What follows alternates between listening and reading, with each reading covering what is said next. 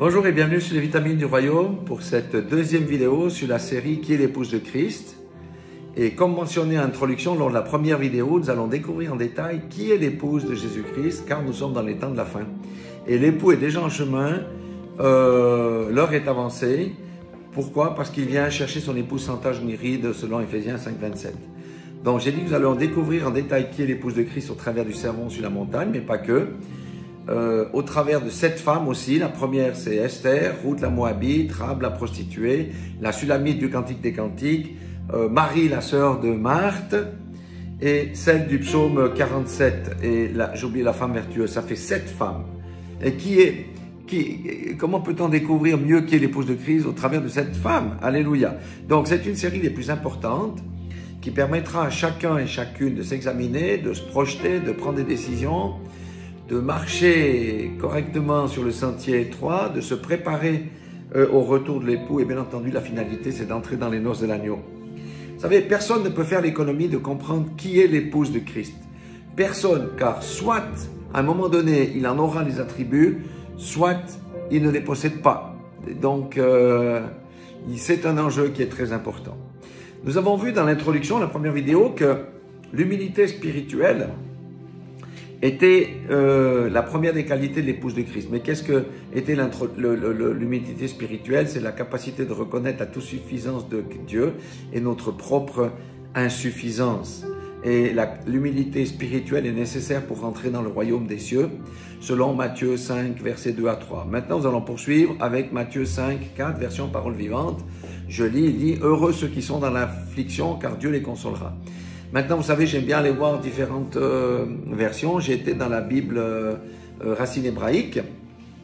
Il dit « Heureux ceux qui pleurent et qui se lamentent, car ils seront consolés. » Amen. Donc, il est bon de voir plusieurs versions, car ça approfondit notre compréhension. Et vous savez que la pensée juive et la pensée grecque ne sont pas tout à fait les mêmes.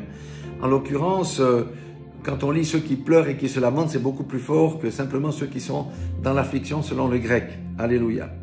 Alors, ici, pour comprendre ce verset, nous devons bien comprendre, nous devons prendre en considération le contexte, car nous pourrions comprendre qu'il s'agit de ceux qui pleurent, qui se lamentent, qui sont dans l'affliction à cause de leur situation personnelle, de la dureté de leur vie ou encore des épreuves qu'ils traversent, etc. Mais ce n'est pas du tout de cela qu'il s'agit. Non. Le contexte des enseignements de Jésus est, on doit toujours garder ça en mémoire, repentez-vous car le royaume des cieux est proche. C'était son premier grand message lorsqu'il débuta son ministère. Amen. Aussi, dans ce contexte, les pleurs et les lamentations sont directement en relation avec quoi? Avec les péchés des personnes lorsque les cœurs sont touchés lors des enseignements et des prédications et que le voile est ôté de leurs yeux. C'est comme pour dire « Ah, mon Dieu, que vais-je faire? Qu'allons-nous faire? Je suis perdu, nous sommes perdus. » Mais Dieu, dans sa bonté, a envoyé son Fils unique Jésus-Christ afin que qui croit et croit en lui ne périsse point, mais ait la vie éternelle. Remarquez aussi que les pleurs et les lamentations précèdent quoi? La consolation. Dieu ne peut pas, comment dire ça, donner sa consolation s'il n'y a pas eu les pleurs et les lamentations. En clair, les pleurs et les lamentations conduisent vers une seule porte, celle de la repentance. Et lorsqu'elle est franchie, Dieu peut alors entrer en action avec la consolation, la restauration et toutes ces choses que le croyant fraîchement pardonné, eh bien, peut véritablement marcher le cœur léger. La consolation vient de quoi? Du pardon des péchés et du salut offert par Jésus-Christ à quiconque s'approche de lui dans l'humilité et la foi au Fils de Dieu et à son œuvre accomplie à la croix de Golgotha. Notre Dieu qui est amour console, réconforte tous ceux, juifs et non juifs, qui s'approchent de lui par son Fils Jésus-Christ, car il est la porte.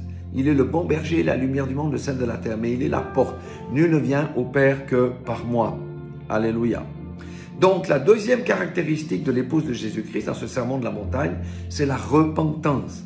Elle renforce la toute-suffisance de Dieu, cette fois-ci au travers du sacrifice de son Fils Jésus-Christ, en ce qui concerne le pardon et le pardon des péchés et le salut, et la reconnaissance profonde de l'homme de moi-même, en tant qu'homme, de mon insuffisance totale à me sauver par moi-même ou par mes propres œuvres. Alléluia.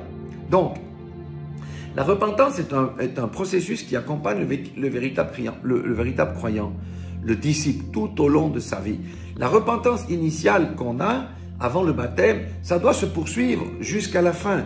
Elle ne cesse point. Beaucoup de chrétiens disent, mais moi je me suis repenti quand je me suis baptisé, mais ça ne suffit pas. Pourquoi? 1 Jean 2:1 dit, mes chers enfants, je vous écris tout ceci afin de vous éviter de pécher. Bon, ça, il faut voir le reste. Mais maintenant, il dit, si toutefois il arrivait à quelqu'un de commettre un péché, nous avons un défenseur, Jésus-Christ, celui qui est sans péché. Il plaidera notre cause devant le Père. Amen. Mais vous savez, mon avocat qui est Jésus-Christ, notre avocat qui est Jésus-Christ ne peut pas plaider devant le Père que si nous n'avons pas confessé nos péchés. Il peut plaider pour autant qu'on a confessé nos péchés. Nos péchés ont été mis à la lumière. Et lorsque nous confessons nos péchés, nous nous repentons. Et ça, c'est la clé pour que notre Jésus-Christ, notre avocat qui plaide auprès du Père, puisse entrer en action. Sans la repentance, Jésus-Christ ne peut pas, il ne peut pas plaider notre cause. Alléluia. C'est pourquoi vous voyez la deuxième caractéristique de l'épouse de Christ, c'est la marche dans la repentance. Je pourrais rajouter dans la sanctification aussi, parce que nous sommes dans un processus. Première caractéristique, humilité. Deuxième, repentance. Alléluia. Donc, soyez tous bénis, soyez tous rafraîchis, soyez tous remplis de l'Esprit, que l'Esprit vraiment ajoute aux paroles qui sont sorties de ma bouche et que l'Esprit vous travaille dans votre cœur pour voir s'il y a encore des zones qui mériteraient d'être mises à la lumière de Christ pour que les ténèbres soient dégagées. Soyez tous bénis dans le nom puissant de Jésus-Christ. Ne manquez pas la 3e vidéo. Soyez bénis.